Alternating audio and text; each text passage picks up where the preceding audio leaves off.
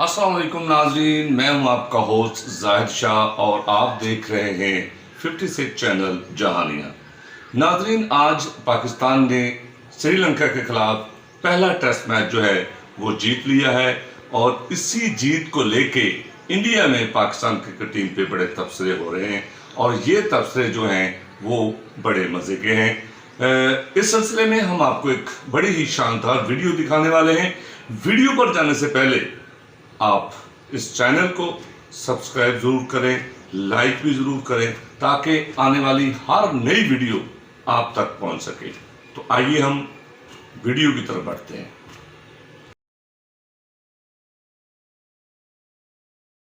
Hello दोस्तों, मैं हूं मीर और आज मैं एक्सप्लेन करूंगा 2006 में आई एक बहुत ही बढ़िया और सच्ची घटना पर बनी मूवी 8 बिलो को। आप लोगों ने बहुत से लोगों की सर्वाइवर की कहानी देखी और सुनी होगी, लेकिन ये मूवी 8 डॉग्स के सर्वाइवर की कहानी है और उनके लिए तड़पने वाले उनके ओनर की। इस मूवी के लीड में 8 डॉग्स है, साथ ही late Paul Walker. So without wasting much time चलते हैं सीधा वीडियो की तरफ।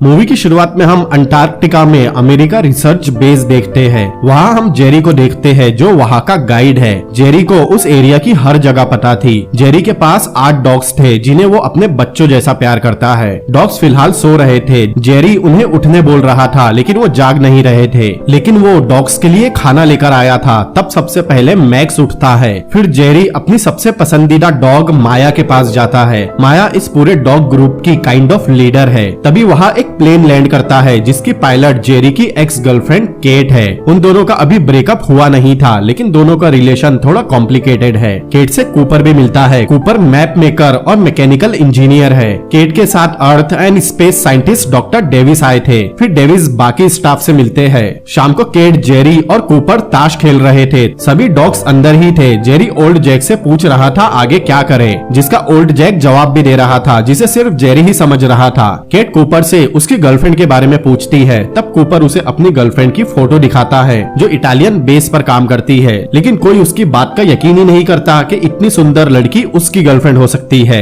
जेरी को लग रहा था डेविस ड्राई वैली जाने के लिए आया है, लेकिन उसे पता लगता है डेविस को किसी मेटेरॉइड को ढूंढने माउंट मेलबोर्न जाना है। ये सुनकर जेरी थोड़ा अपसेट होता है क्योंकि किसी ने भी उसे मेलबोर्न के बारे में बताया नहीं था। डेविस जेरी के परेशानी की वजह पूछता है। तब जेरी बताता है मेलबोर्न बिल्कुल अपोजिट डायरेक्शन में है और अभी जनवरी का एंड चल रहा है, मतलब बर्फ एकदम ठीक होगी। वो लोग वहाँ स्नो मोबिल चला नहीं सकते, उन्हें वहाँ सिर्फ डॉग ही पहुँचा सकते हैं। जेरी को इस समय वहाँ जाना नहीं था, लेकिन उसका बॉस उसे डेविस की मदद करने कहता है क्योंकि वो बहुत दूर से आया है। इसीलिए जेरी मान जाता है। फिर वो बाहर जाकर डॉग्स को बांधता है। वो सभी डॉग्स बाहर ही रहते थे। फिर जेरी केट से बात करने जाता है, लेकिन कबाब में हड्डी बनकर एक औरत वहाँ आ जाती है। फिर सोने से पहले जेरी और कूपर थोड़ी मस्ती करते हैं और अपने साथ गर्म पानी की बोतल रखकर सो जाते हैं। अगले दिन डॉग्स, जेरी और डेविस माउंट मेलबोर्न जाने के लिए तैयार थे। डेविस ने बहुत ज्यादा ही सामान ले लिया था। फिर जेरी उसे बताता है वो जब भी आगे आए डॉग्स के सामने से ही आए। फिर जेरी डेविस को सभी डॉग्स से मिलवाता है। सबसे सामने थी माया और ओल्ड जैक। माया सबसे होशियार है, लेकिन ओल्ड जैक 10 साल का हो गया था। वो बहुत जल्द रिटायर हो जाएगा।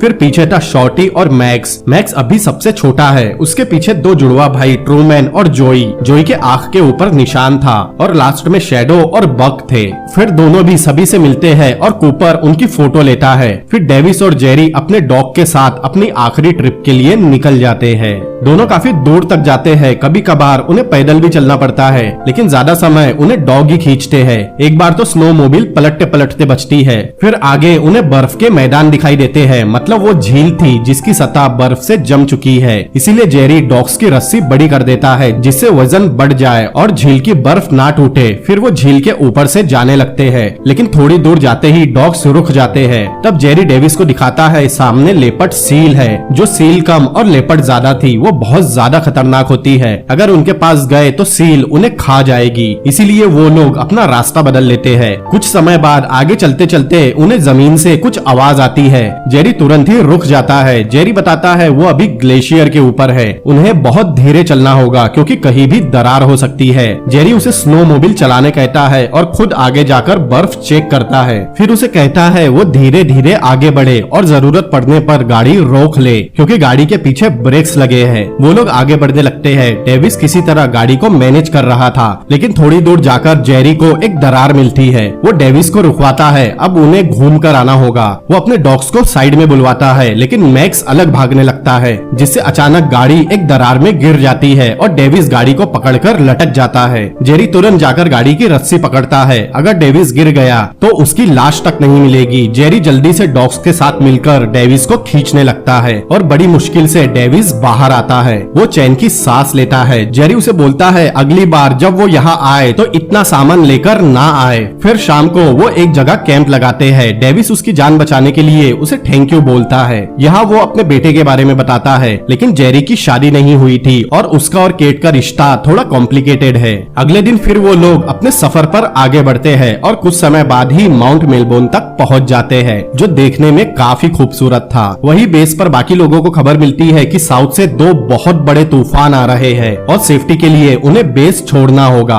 उनका बॉस तुरंत जेरी से कांटेक्ट करने कहता है। केट तुरंत सेट फोन से जेरी से कांटेक्ट करती है और उन्हें जितना जल्दी हो सके वापस आने कहती है, लेकिन ये सुनकर डेविस अपसेट हो जाता है। वो जेरी को मनाने जाता है क्योंकि उसे कम से कम एक बार उस मीटेरॉइड को ढूंढने की कोशिश करनी थी। जेरी उसे बताता है 2 बहुत बड़े तूफान आने वाले हैं और उसका काम उसे सही सलामत वापस पहुंचाना है, लेकिन डेविस उससे बहुत रिक्वेस्ट करता है और उसे बोलता है जो चीज पसंद हो उसके लिए जोखिम तो उठाना ही पड़ता है। तब जेरी सिर्फ कल दोपहर तक यहाँ रुकने के लिए मान जाता है। अगले दिन दोनों पहाड़ पर उस मीटेरॉइड को ढूंढ रहे थे। जेरी दरारों से बचकर सेफ रास्ता बना रहा था। बहुत ढूंढने के बाद भी उन्हें कुछ नहीं मिलता और उनका टाइम भी खत्म होने वाला था, लेकिन तभी डेविस को कुछ दिखाई देता है और वो सेफ्टी पाथ छोड़कर उस पत्थर को देखने जाता है। ये वही मीटेरॉइड था जिसे वो ढूंढने इतनी दूर आया था। जेरी उसे आवाज देने लगता है कि वो सेफ्टी जोन से बाहर चला गया है, लेकिन डेविस को इसकी कोई परवाह नहीं थी। जेरी उसे अपने फुटप्रिंट पर चलकर वापस बुलाता है और लकीली कुछ गलत नहीं होता।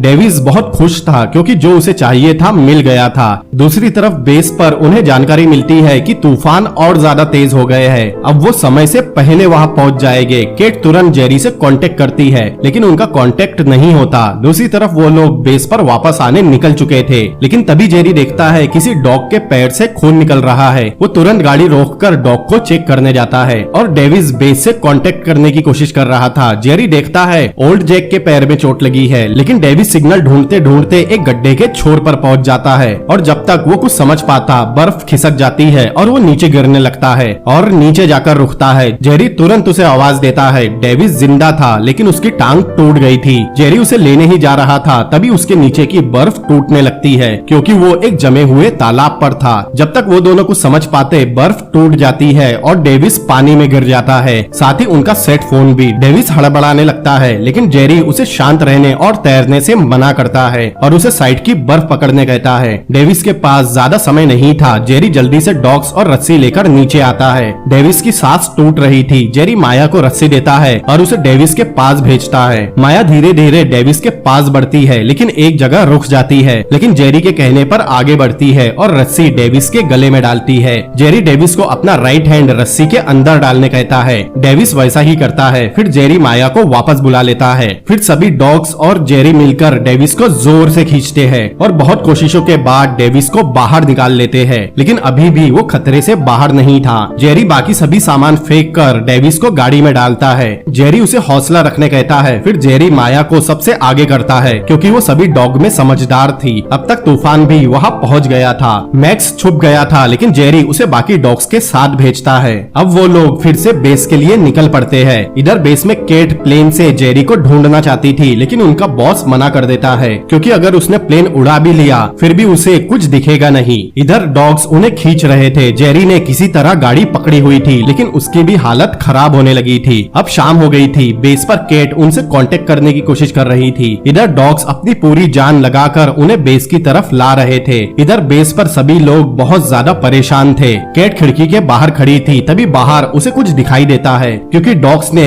उन्हें बेस तक ला लिया था। सभी उन्हें बाहर लेने जाते हैं। जेरी की उंगलियां जम गई थी। केट उसकी उंगलियां धीरे से गर्म पानी में डालती है। जेरी को अभी भी अपने डॉग्स की फिक्र थी, लेकिन उसके डॉग्स बिल्कुल ठीक थे। लेकिन डेविस अभी भी खतरे खतरे में था। अगर सही समय पर उसका इलाज नहीं हुआ तो उसका पैर भी काटना पड़ सकता था। उनका बॉस केट को जल्दी से प्लेन रेडी करने कहता है, लेकिन फिलहाल वो डॉग्स को अपने साथ नहीं ले जा सकते थे क्योंकि वजन बहुत ज्यादा था। केट उन्हें अगली ट्रिप में ले आएगी। जेरी उनके साथ रुकने कहता है, लेकिन उसकी उंगलियां बुरी तरह जख्मी हो चुकी थी। उसे इलाज की जरूरत है। केट कहती है वो डॉग्स को ले आएगी, इसीलिए जेरी ना चाहते हुए भी मान जाता है। फिर सभी डेविस को प्लेन में रखते हैं, लेकिन मैक्स किसी तरह अपनी चेन खोलकर जेरी के पास आ जाता है। लेकिन जेरी कूपर के साथ जाकर सभी डॉग्स के कॉलर अच्छे से बांध देता है। जेरी माया से वादा करता है वो वापस जरूर आएगा जब तक वो सभी का ख्याल रखे। फिर वो लोग वहाँ से निकलने लगते हैं और सारे डॉग्स उन्हें देख रहे थे। जेरी को भी वहाँ से जाना नहीं था, लेकिन उसे जाना पड़ता है। सारे डॉग्स उन्हें देख रहे थे, खासकर माया, और ना चाहते हुए भी जेरी सारे डॉग्स को वही छोड़कर चला जाता है। फिर हम एक और बेस देखते हैं। थोड़ी देर बाद जेरी उठता है। दरअसल वो बेहोश हो गया था। उठते ही वो कूपर से पूछता है केट ने उसके डॉग्स को लाया या नहीं, लेकिन कूपर उसे बताता है तूफान बहुत बढ़ गया है और ऑफिसर ने उन्हें वापस जाने नहीं दिया। ये सुनते ही जेरी तुरंत बाहर जाता है। बाहर उसे केट मिलती है। उसे जल्दी से बेस पर वापस जाना था, लेकिन केट उसे बताती है मौसम बहुत खराब हो गया है और उनके सीनियर्स ने सर्दियों के खत्म होने तक सब कुछ रद्द कर दिया है। ये सुनते ही जेरी हायर अथॉरिटी के पास जाता है। वो उसे बताता है उसके बेस पर अभी भी उसके डॉग्स है, लेकिन वो उसे बताता है एक और तूफान आने वाला है। अगर उन्होंने अभी लोगों को यहाँ से नहीं निकाला तो सब लोग यही फंस जाएंगे। जेरी बस उससे एक प्लेन मांगता है, वैसा ही प्लेन जिससे वो यहाँ आए हैं, क्योंकि वो सिर्फ 3 घंटों में ही वापस आ जाएगा। लेकिन वो ऑफिसर उसकी बात नहीं मानता। अब जेरी बहुत ज्यादा अपसेट हो गया था। उससे केट मिलने आती है। वो उसे दिलासा देने की कोशिश करती है, लेकिन जेरी उसे बताता है उन्होंने डॉग्स के गले में टाइट बेल्ट बांधा है। इसका मतलब इस तेज तूफान में डॉग्स बच नहीं पाएंगे। केट ने उससे वादा किया था जो वो निभा नहीं पाई। जेरी उसे कुछ बोल देता है, जो सुनकर केट नाराज होकर वहाँ से चली जाती है। अब डॉग्स को भूखे प्यासे वहाँ बंधे हुए और जेरी का इंतजार करते हुए 4 दिन हो गए थे। अब जेरी भी वॉशिंगटन पहुँच गया था। वो बहुत सारे डिपार्टमेंट्स और एनजीओ से मिलता है ताकि किसी भी तरह वापस जाने की फंडिंग जुटा सके, लेकिन कोई भी उसकी मदद नहीं करता क्योंकि 25 साल में इतना बड़ा तूफान नहीं आया था। इन सब से जेरी बहुत परेशान हो जाता है। दूसरी तरफ डॉग्स अभी भी बंधे हुए थे। तभी तेज हवाओं से वहाँ लगा झंडा निकल जाता है। उसे देखते ही बक अपनी चेन तोड़कर उस झंडे की तरफ भागता है। उसे देखते ही बाकी डॉग्स भी अपनी चेन तोड़कर उसके पीछे भागते हैं। ट्रूमैन अपने भाई जोई की चेन तोड़ने में मदद करता है, लेकिन मैक्स नहीं खुल पाता और ओल्ड जैक कोशिश तक नहीं करता क्योंकि वो सबसे बूढ़ा है और उसके पैर में चोट भी लगी है। दूसरी तरफ जेरी डेविस से मिलने जाता है। उसके पैर में प्लास्टर बंधा हुआ था। दोनों एक दूसरे से मिलकर बहुत खुश होते हैं। जेरी उसे उनकी फोटो दिखाता है, फिर उसे बताता है उसे बेस पर वापस जाना है। उसने बहुत कोशिश की, एनजीओ और फाउंडेशन से भी बात की, लेकिन उसे बहुत टाइम लग रहा है और 1 हफ्ते में सर्दियां शुरू हो जाएगी। फिर 3 महीनों तक कोई भी वहाँ नहीं जा सकता। इसलिए वो डेविस से मदद मांगने आया था, क्योंकि डेविस की यूनिवर्सिटी साइंस फंड में अच्छी पहचान है। उसे बस अकेले जाना था और 3-4 दिन में वो वापस भी आ जाएगा, क्योंकि वो सो नहीं पाता। उसे अपने डॉग्स की याद आती है, लेकिन डेविस उसे समझाता है बहुत दिन हो चुके हैं, शायद डॉग्स बच नहीं पाए होंगे। लेकिन जेरी को ये अपनी आंखों से देखना था, लेकिन डेविस उसकी मदद करने से मना कर देता है। उसका मानना था ये बस पैसों की बर्बादी है। डेविस जेरी को सब भुलाने कहता है, लेकिन जेरी कहता है क्या वो कभी उन डॉग्स का एहसान भुला सकता है? इस बात का डेविस के पास कोई जवाब नहीं था। दूसरी तरफ डॉग्स को 15 दिन हो गए थे। तभी मैक्स को एक पंछी दिखाई देता है और मैक्स भी अपनी चेन तोड़कर उस पंछी के पीछे भागता है। बाकी डॉग्स भी उसके पीछे जाते हैं। वो पंछी उड़ जाता है। सभी डॉग्स उसके पीछे जाते हैं, लेकिन ओल्ड जैक वही था। माया उसे उठाने की कोशिश करती है, फिर उसकी चेन भी तोड़ने की कोशिश करती है, फिर उसे पैर लगाकर उठने भी कहती है, लेकिन ओल्ड जैक नहीं उठता। अब माया के पास और कोई रास्ता नहीं था, इसीलिए वो उसे चाटकर अलविदा कहती है और बाकी डॉग्स के पीछे चली जाती है और ओल्ड जैक वही अकेला रह जाता है। फिर वो सभी पंछी का पीछा करते हुए उनके झुंड तक पहुँचते हैं, लेकिन मैक्स के भौंकने से वो वहाँ से उड़ जाते हैं और दूसरी जगह बैठ जाते हैं। फिर माया वहाँ आती है। वो बाकी डॉग्स को दूसरी दिशा में भेजती है और मैक्स को वही बैठा देती है, क्योंकि वो अक्सर गड़बड़ कर देता है। सभी डॉग्स पंछियों के झुंड की एक तरफ जाते हैं और माया दूसरी तरफ जाती है। फिर माया धीरे धीरे झुंड की तरफ बढ़ती है। सभी डॉग्स उसके इशारे का इंतजार कर रहे थे। फिर माया भौंकते हुए झुंड की तरफ दौड़ती है और बाकी डॉग्स भी दौड़ना शुरू करते हैं। पंछी उड़ने लगते हैं, लेकिन दूसरी तरफ से भी डॉग्स आते हैं और उनके उड़ने से पहले वो 3-4 पंछियों का शिकार कर लेते हैं। फिर सभी डॉग्स पंछी लाकर एक एक करके माया के सामने सामने रख देते हैं। माया एक पंछी उठा लेती है और बाकी सब इतने दिनों बाद कुछ खा रहे थे, लेकिन मैक्स को कुछ नहीं मिला था। लेकिन शॉर्टी उसके साथ अपना खाना शेयर करता है। इस तरफ जेरी अपने घर आ गया था, लेकिन वो अभी भी बहुत परेशान था। वो अपने डॉग्स को बहुत मिस कर रहा था। दूसरी तरफ डॉग्स को सरवाइव करते हुए 50 दिन हो गए थे। अब सर्दियां भी शुरू हो गई थी और अंटार्कटिका का पानी भी जमने लगा था। एक रात डॉग्स को आसमान में रंग बिरंगी रोशनी दिखाई देती है जो जमीन तक आ रही थी। मैक्स उस रोशनी से खेलना शुरू कर देता है। उसे देखकर बाकी डॉग्स भी उसके साथ खेलने लगते हैं। माया सभी को मना कर रही थी, लेकिन जोई कुछ ज्यादा ही एक्साइटेड हो गया था। वो ढलान के छोर पर आ गया था। तभी उसके उछलते ही किनारे की बर्फ टूट जाती है और जोई सीधा नीचे गिर जाता है। सभी उसे जाकर देखते हैं, लेकिन जोई उठ नहीं पा रहा था। सभी उसके पास जाते हैं। जोई जिंदा था लेकिन उठ नहीं पाता। उसका भाई ट्रूमैन उसके साथ बैठ जाता है। अब अगले दिन सुबह सब उठते हैं। माया जोई के पास ही थी, लेकिन जोई मर चुका था। ट्रूमैन अपने भाई को चाटने लगता है और उसे उठाने की कोशिश करता है, लेकिन माया समझ गई थी अब कुछ नहीं हो सकता। उन्हें यहाँ से जाना होगा और बाकी सब भी उसके पीछे आने लगते हैं, लेकिन ट्रूमैन और मैक्स वही थे। फिर ट्रूमैन भी माया और बाकी डॉग्स के पीछे चला जाता है, लेकिन मैक्स फिर से जोई के पास जाकर बैठ जाता है। माया आगे मैक्स के आने का इंतजार करती है, लेकिन वो नहीं आता, इसीलिए वो आगे बढ़ जाते हैं। फिर मैक्स उनकी तरफ बढ़ता है, लेकिन धुंध और कोहरे में उसे कुछ दिखाई नहीं देता। वो उन्हें आवाज भी देता है, लेकिन कोई जवाब नहीं आता। अब बेचारा मैक्स अकेला पड़ गया था और वो सबसे छोटा है। दूसरी तरफ हम जेरी को देखते हैं। वो बच्चों को बोट चलाना सिखा रहा था। तब उसे मिलने केट आती है, उसके साथ उसका डॉग भी था। फिर दोनों बात करते हैं, क्योंकि जेरी उसके कॉल्स का जवाब नहीं दे रहा था। वो बताती है वो किसी इंजीनियर को डेट कर रही है। जेरी ये सुनकर हंसता है कि एक इंजीनियर को भी गर्लफ्रेंड मिल गई। फिर वो जेरी को मूव ऑन करने के लिए कहती है, क्योंकि जो कुछ भी हुआ जेरी उसका जिम्मेदार खुद को मानता है। फिर अगले दिन जेरी किसी से मिलने जाता है। वो मिंडो से मिलता है जो एक डॉग ट्रेनर है। जेरी उससे माफी मांगता है, क्योंकि वो सभी डॉग्स मिंडो के ही थे। उसने ही उन्हें पाल पोस कर बड़ा किया था। जेरी कहता है उसे कुछ समझ नहीं आ रहा वो क्या करे। फिर मिंडो उसे अपने पिता की एक कहानी बताता है। एक बार उसके पिता पर एक भालू ने हमला किया था। तब उनके साथ 6 डॉग थे। 2 उन्हें बचाते बचाते मारे गए और 4 गायब थे। ठीक होने के बाद वो उन डॉग्स को ढूंढने चले गए। मिंडो का कहना था उसके डैड इसीलिए गए क्योंकि वो डॉग्स की रिस्पेक्ट करते थे। वो कहता है काम ऐसा करो जिससे तुम अपने आप पर गर्व कर सको। ये सुनकर जेरी में एक नया जोश आता है। वो तुरंत निकलने की तैयारी करता है, क्योंकि डेविस को नेशनल साइंस बोर्ड उस मीटेरॉइड को ढूंढने के लिए अवार्ड देने वाली थी। इधर डॉग्स को सरवाइव करते हुए 133 दिन हो गए थे। वो अभी भी खाना ढूंढ रहे थे। तभी माया को दरवाजा पटकने की आवाज आती है। सभी उस तरफ दौड़ने लगते हैं। सामने ही एक छोटा सा बेस था। सभी डॉग्स अंदर जाते हैं, क्योंकि उसका दरवाजा खुल गया था। अंदर उन्हें खाने की चीजें मिल जाती है। सभी खाना खाकर आराम कर रहे थे, लेकिन माया कुछ परेशान थी, शायद मैक्स के लिए। वही दूसरी तरफ हम मैक्स को देखते हैं। वो बेस पर वापस आ गया था, लेकिन बेस बंद था। वहाँ उसे कोई नहीं मिलता। दूसरी तरफ डेविस को उस मीटेरॉइड को ढूंढने के लिए सम्मानित किया जाता है। वो अंटार्कटिका में मौजूद सभी लोगों का शुक्रिया करता है। जेरी भी वहाँ आ गया था। बाद में वो जेरी से मिलता है। उसे लगा था जेरी नहीं आएगा। जेरी उसे मुबारकबाद देता है और उसे बताता है वो आज न्यूजीलैंड जा रहा है। उसे आधे रास्ते तक तो ट्रांसपोर्ट मिल गया है और आधे का वो वहाँ पहुँचने के बाद देखेगा। डेविस कहता है वो ये क्यों कर रहा है। तब जेरी उसकी ही कही बात उसे ही बोलता है, जो पसंद है उसके लिए तो जोखिम उठाना ही पड़ता है। जेरी का उन डॉग्स के लिए इतना प्यार और करेज देखकर डेविस भी सोच में पड़ जाता है। रात में जब वो अपने बेटे के पास आता है, उसके बेटे ने उन डॉग्स की ड्राइंग बनाई थी। बाद में डेविस एक और प्रोजेक्ट की फाइल देखता है, जिसके लिए उसे कुछ फंड भी दिया जाने वाला था। दूसरी तरफ डॉग्स को 152 दिन हो गए थे। हम मैक्स को देखते हैं। वो खाने की तलाश में भटक रहा था। वो उस जगह पहुंचता है जहां डेविस की गिरकर टांग टूट गई थी। वही नीचे उसे एक व्हेल की लाश दिखाई देती है, मतलब बहुत सारा खाना। मैक्स तुरंत ही उसकी तरफ भागता है और व्हेल का मांस खाने लगता है, लेकिन तभी उसके अंदर से लेपर्ड सील निकलकर उस पर हमला करती है और मैक्स डरकर वहाँ से भाग जाता है। जब वो ऊपर देखता है वहाँ माया आती है और बाकी डॉग्स भी उसके साथ थे।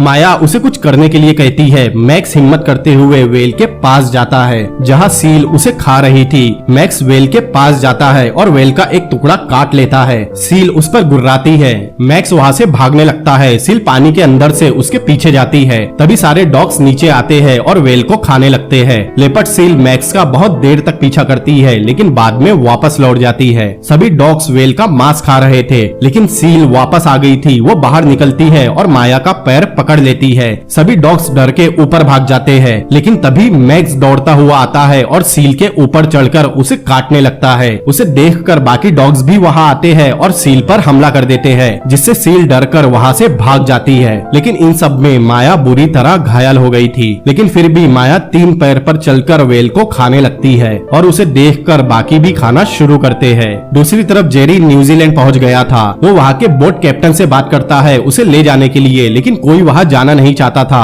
और जेरी के पास इतने पैसे भी नहीं थे कि वो कोई बड़ी बोट को वहां ले जा सके। तभी उसके लिए कोई ड्रिंक भिजवाता है। जब वो देखता है वो केट थी। जेरी जाकर उससे मिलता है। उसे पता नहीं था केट यहाँ क्या कर रही है, लेकिन वहाँ सिर्फ केट नहीं कूपर भी था और उनके साथ डेविस भी वहाँ आया था। दरअसल उसने किसी तरह जेरी के लिए फंडिंग जुटा ली थी और उनके बेस तक जाने का इंतजाम भी कर लिया था। जेरी ये जानकर बहुत खुश होता है। फिर वो लोग एक चॉपर के पास आते हैं जिसे केट उड़ाती है। दूसरी तरफ अब माया से चलना भी मुश्किल हो गया था। वो एक जगह बैठ जाती है और बाकी डॉग्स भी उसके साथ ही वहाँ रुकते हैं। इस तरफ सभी चॉपर से एक बहुत बड़े शिप पर आते हैं। वो शिप उन्हें अंटार्कटिका पहुंचाने वाली है। रात में जेरी केट से मिलता है। केट उसे बोलती है जब वो बेस पहुंचेंगे तब शायद उन्हें डॉग्स की बस लाशें ही मिले, लेकिन जेरी को ये करना था खुद के लिए और अपने डॉग्स के लिए। फिर केट उसे बताती है उस इंजीनियर के साथ उसकी बात नहीं बनी। ये जानकर जेरी बहुत खुश होता है। इस तरफ माया की हालत खराब होती जा रही थी। दूसरे दिन सुबह एक तूफान आता है। माया उसी जगह बैठी रहती है और उसे कोई छोड़कर जाता भी नहीं। दूसरी तरफ जेरी और उसकी टीम उस पावरफुल शिप से बर्फ तोड़ते हुए आगे बढ़ रही थी। वो लोग किसी तरह अपना टाइम पास कर रहे थे क्योंकि वो बेस से बस 100 मील दूर है,